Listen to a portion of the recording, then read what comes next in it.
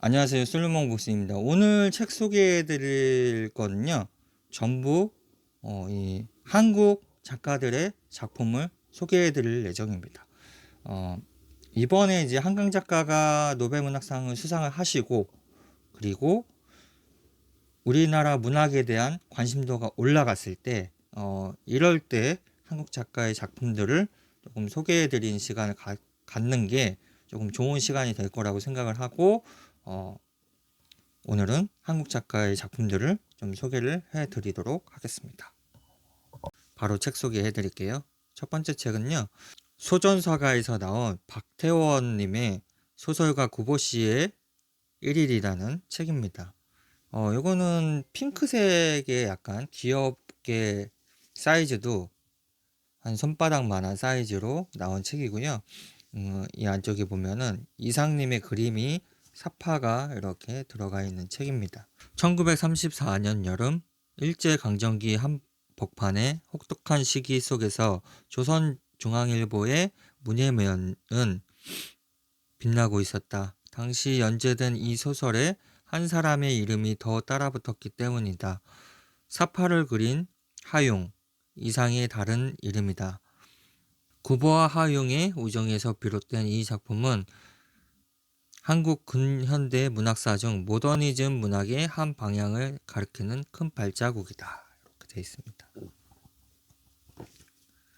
책이 사이즈는 작은데 조금 금액이 17,000원으로 조금 비싼 감은 있습니다. 근데 그 정도로 책이 만듦새가 좋고요. 안쪽에 뭐 글씨를 읽는데도 무리 없이 읽을 수 있는 그런 책입니다. 네, 다음 책은요. 은행나무 출판사에서 나온 최진영 작가의 구의 증명이라는 책입니다. 은행나무 노벨라 시리즈의 7번째 책으로 나왔던 책이고요. 지금은 커버가 바뀌어갖고 나왔습니다. 이거는 국판본이고요. 안쪽에는 이렇게 회색빛으로 된 작품입니다. 최진영 작가의 제가 처음 봤던 작품이 해가 지는 곳으로라는 책이었고, 그 이후에 제가 이제 구의 증명이라는 책을 봤는데, 이야기가 이제 액자식 구성으로 여자 주인공의 이야기, 이제 남자 주인공의 이야기로 해가지고 번갈아 가면서 이렇게 안쪽에 보면은 이런 식으로 이제 동그라미 표시가 되어 있는데요. 요거랑 여자의 시점, 남자의 시점 이렇게 동그라미로 이렇게 나누어져 있습니다. 안쪽에 보면. 그래서 약간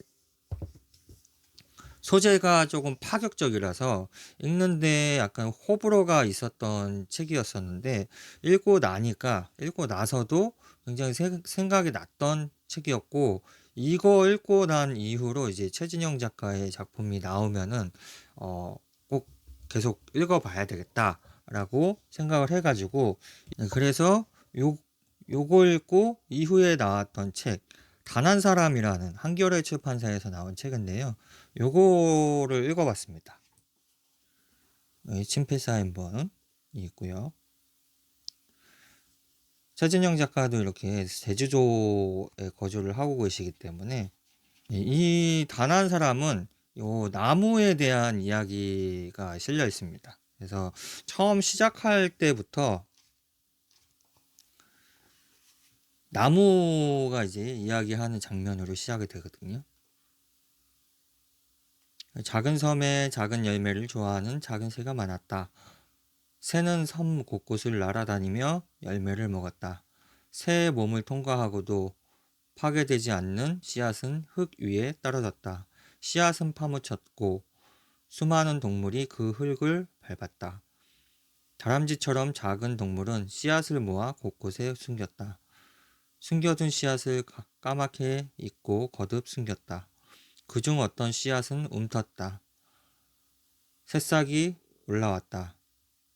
새싹 근처에는 새싹이 많았다. 동물은 새싹을 밟았다. 새싹은 죽지 않았다. 새싹은 흙과 비와 태양으로부터 스스로 양분을 구하며 수십 년 동안 뿌리와 줄기를 만들었다. 새싹은 어린 나무가 되었다. 그 맞은편에는 비슷하게 어린 나무가 있었다. 이런 식으로 최진영 작가의 작품을 보면은 약간 문장이 길지 않고 뭐뭐 했다, 뭐뭐 했다 이런 표현들이 조금 많이 나옵니다. 이런 식으로 최진영 작가의 작품은 약간 조금 낭독을 하면서 읽으면은 뭔가 더 느낌이 오거든요. 그래서 이거를 읽고 요번에 이제 새로 판본이 나온 최진영 작가의 원도라는 책을 구매를 했습니다. 이거를 소개해 드리려고 앞전에 이 두 책을 소개를 해 드렸던 겁니다. 이거는 그냥 리커버 버전이고요. 약간 다른 버전으로 지금 리커버가 돼서 나왔습니다.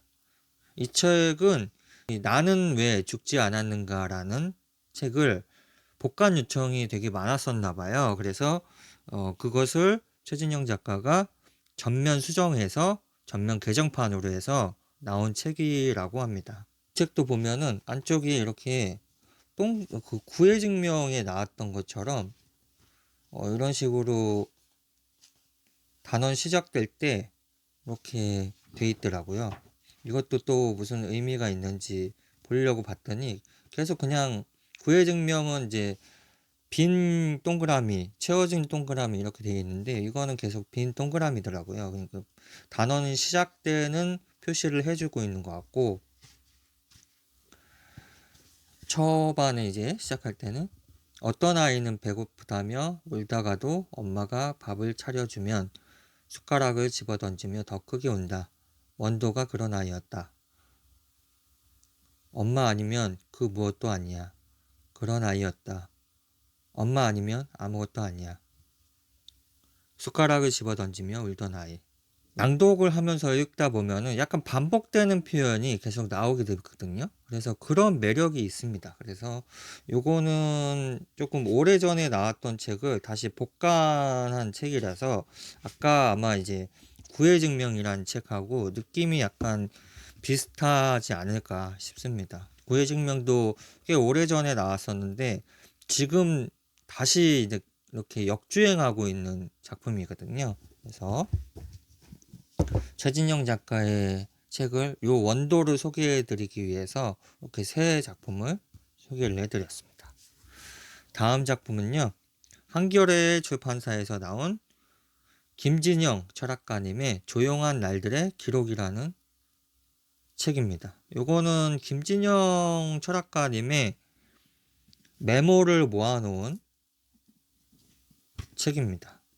이렇게 1952년부터 2018년에 세상을 떠나셨거든요. 그래서 저는 이 김진영 철학가님의 책을 아침의 피아노라는 책을 보고 굉장히 감명 깊게 봐가지고 그래서 이번에 책이 나오면은 구매를 해서 보고 있습니다. 이런 식으로 짧은 메모의 글들을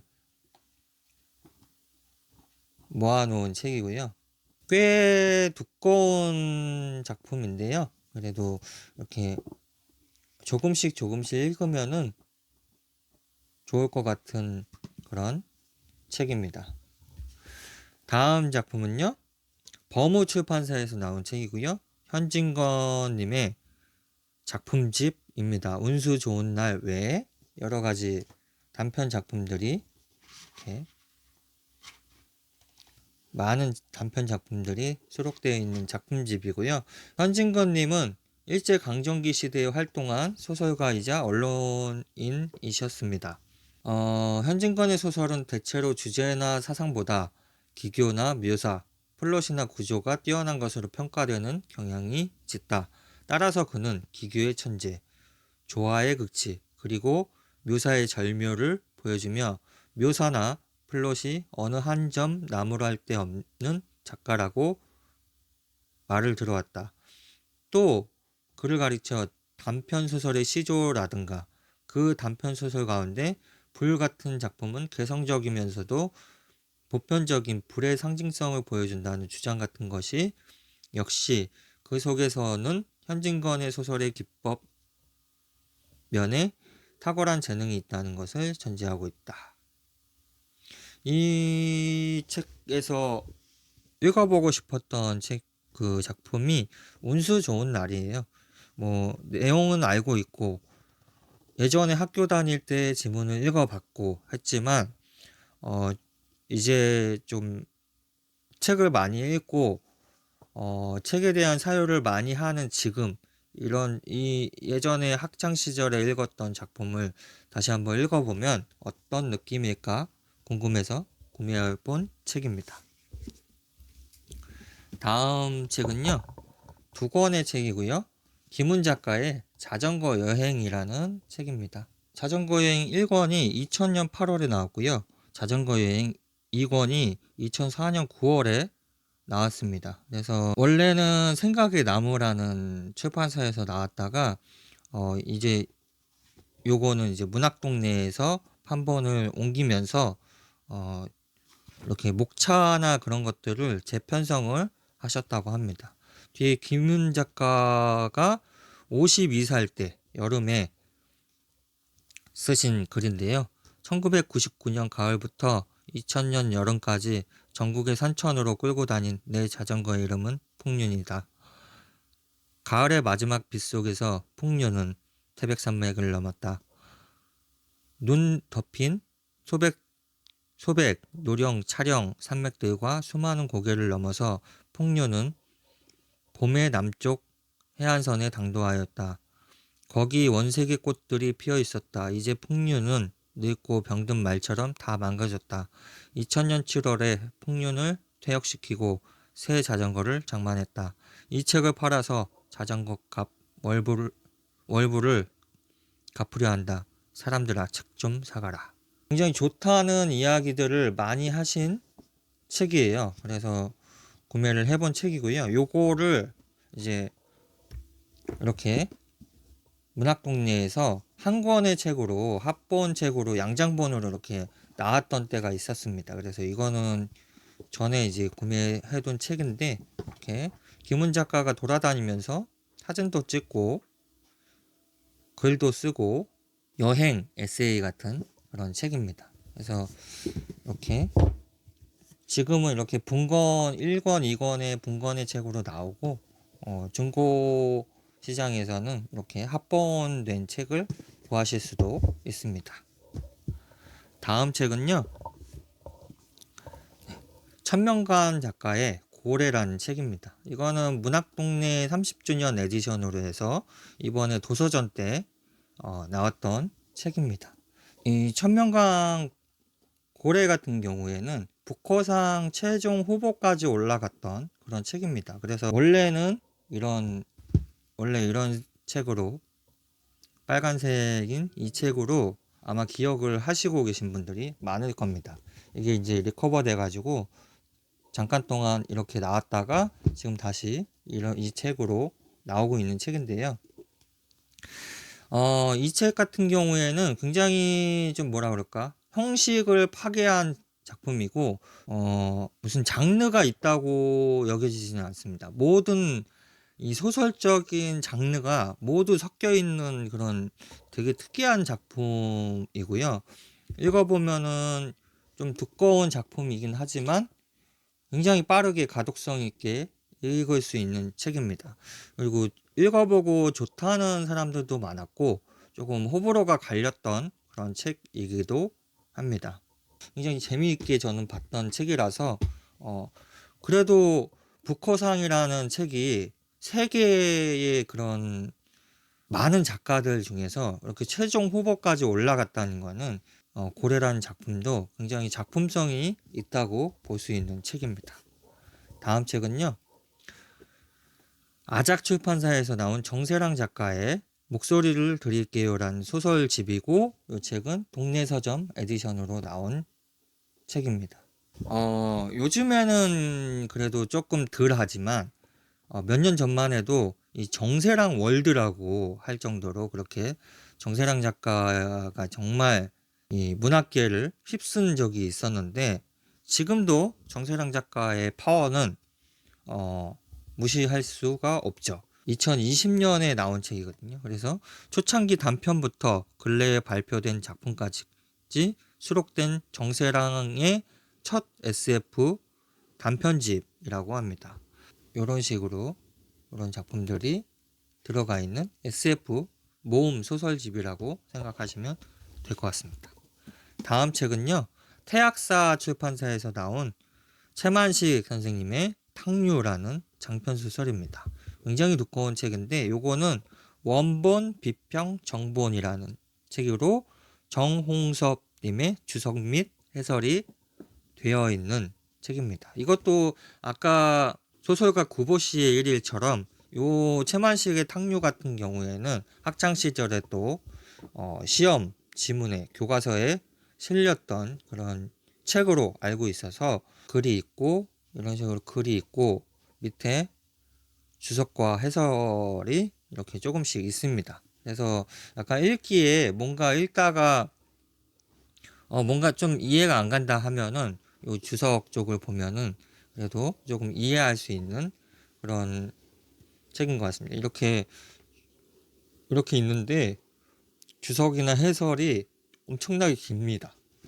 그래서 두꺼운 이유가 그런 주석 해설이 굉장히 길기 때문에 두꺼운 거고요. 그래서 주문을 해 보았습니다. 다음 작품은요, 민음사 출판사에서 나온 나혜성님의 글 쓰는 여자의 탄생이라는 책입니다. 한국의 페미니즘 고전 읽기라는 시리즈로 해서 나온 책이고요. 이 시리즈가 82년생 김지영, 엄마는 페미니스트, 자기만의 방, 고독은 잴 수 없는 것, 빨래하는 페미니즘, 문학을 부수는 문학들, 페미니스트 99 이렇게 되어 있습니다. 일제 강점기 시대에 글을 썼던 분이시고 이 소설가이자 화가이시며 독립운동가이자 페미니스트로 이렇게 소개가 되어 있습니다. 혜성님의 글도 교과서나 시험 같은 데에 많이 나왔던 걸로 기억을 하고 있는데 전혀 기억이 안 나기 때문에 주문을 해보았습니다. 다음 책은요, 김현수 작가의 내가 아직 아이였을 때라는 책입니다. 이것도 문학동네에서 나온 책인데 요거는 옛날 판본으로 구매를 해본 겁니다. 약간 색의 변색이 있는데 그래도 옛날 책 보는 맛으로 읽어보려고 주문을 했습니다. 이 책은 2003년 독립문학상 수상을 한 작품이라고 합니다. 내가 아직 아이였을 때는 아주 오랜 세공과 발효를 통해 숙성한 작품으로 거기에는 글쓰기를 위해 작가가 흘린 땀이 제일 좋은 누룩처럼 스며들어 있다. 기억의 복원이라는 한국 소설의 익숙한 경향을 다시 취재한 김현수의 글쓰기는 그러나 한때 유행했던 후일담이라는 상투적인 길도 기억의 빈자리를 메워놓는 용이한 길도 거부하였다. 작가는 개인의 구체적 체험에 돌을 던져 동심원적 파문을 일으키는 방식으로 한국에 가까운 현대사를 되살려 놓는 희귀한 길을 개척하였다. 그 파문 속에서 개인과 사회는 감각적인 암시로 서로 반영하고 파편화된 기억들은 파편인 채로 다양한 형상과 결을 보여주며 다른 기억들과 밀고 당기는 상호작용을 일으킨다. 내가 아이였을 때는 고밀도의 통일성의 세계이자 동시에 무한히 열린 통일의 세계라고 할 수 있을 것이다. 수상, 선정의 이유라고 합니다. 요 밑에 보면은 한강 작가가 또 이렇게 추천사를 써줬는데요. 이 책을 읽는다는 것은 한 인간의 내부에서 새어나온 가장 따스한 빛을 살갗으로 느낄 수 있는 특별한 경험이다 라고 되어 있습니다. 김현수 작가하고요. 한강 작가하고는 나이가 같습니다. 그래서 동갑 나이이시고 그리고 비슷한 때에 또 작품 활동을 하시고 계시는 작가이십니다. 그래서 김현수 작가는 굉장히 좋아하시는 분들이 굉장히 많기 때문에 김현수 작가의 작품도 한번 읽어보시면 좋을 것 같습니다. 다음 작품은 권여선 님의 소설집이고요. 안녕 주정뱅이라는 책이고 요거는 예스24에서 리커버가 돼가지고 나온 책입니다. 이렇게 권여선 님의 사인도 있고요. 이분이십니다.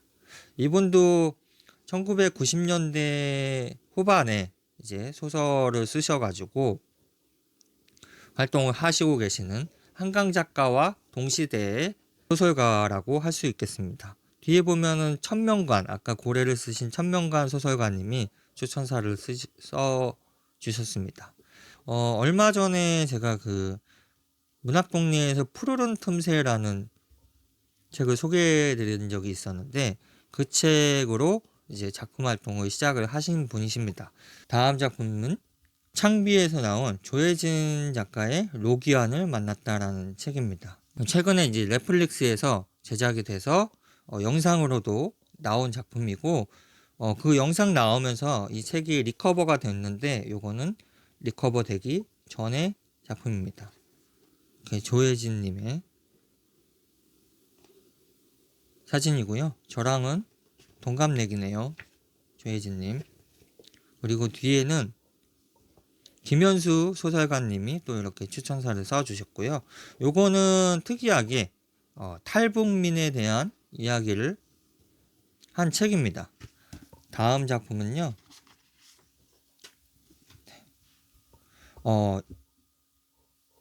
다산 책방에서 나온 책이고요. 김주혜 작가님의 작은 땅의 야수들이라는 책입니다. 요거 보시면 아시겠지만 2024년 톨스토이 문학상 수상한 작품입니다. 러시아의 톨스토이 문학상. 요 책 처음 나왔을 때 약간 그 이민진 작가의 파친코 있잖아요. 그 파친코의 인기를 입어서 교포가 쓴 소설이 계속 이렇게 쏟아져 나왔었는데, 그때 나왔던 작품이고, 이 김주혜 작가님은 어렸을 때 미국으로 이민을 가셔가지고 현재까지도 지금 살고 계시고, 최근에는 결혼을 하신 걸로 알고 있습니다. 근데 김주혜 작가님은 한국말을 되게 잘하세요.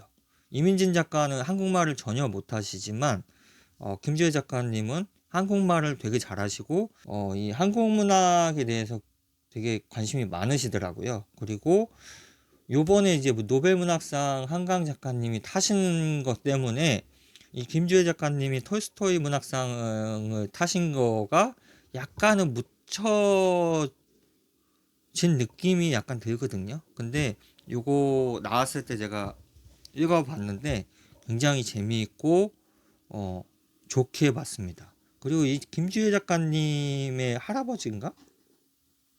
할아버지인가가 김구 선생님하고 같이 독립운동을 하셨던 걸로 알고 있어요. 그래서 독립운동가의 후손이신 걸로 알고 있습니다.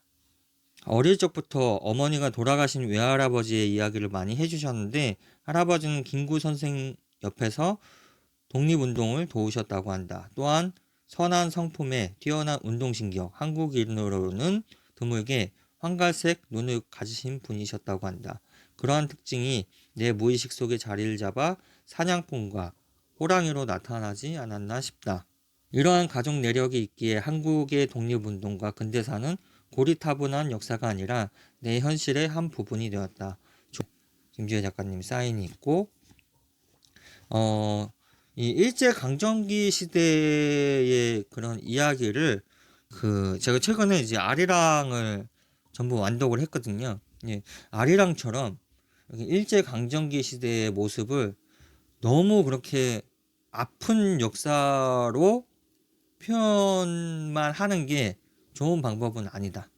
이런 식으로 약간은 가볍게 생각할 수도 있지만 세계인들에게 그 2차 세계대전 때 그런 유대인들의 이야기를 수많은 유대인 작가들이 여러 방식으로 이렇게 하면서 이 문화적으로 이렇게 본인들의 이야기를 하는 걸 볼 수 있는데, 우리나라는 그런 다양성이 저는 없었다고 보거든요. 근데 이런 식으로 이제 그 뭐 해외에 살고 있는 작가들이나 우리나라 작가들이나 이런 다양한 방법으로 이렇게 우리나라의 역사의 이야기, 그리고 아픈 역사의 이야기를 이런 식으로 세계인들한테 알려주는 것이, 그런 게 오히려 더 애국이지 않을까 싶습니다.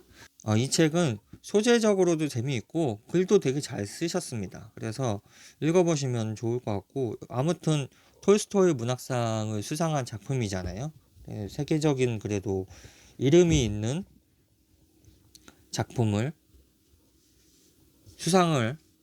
세계적인 문학상을 수상한 작품이기 때문에 이 기회를 빌어서 좀 읽어보시는 것도 추천을 드립니다.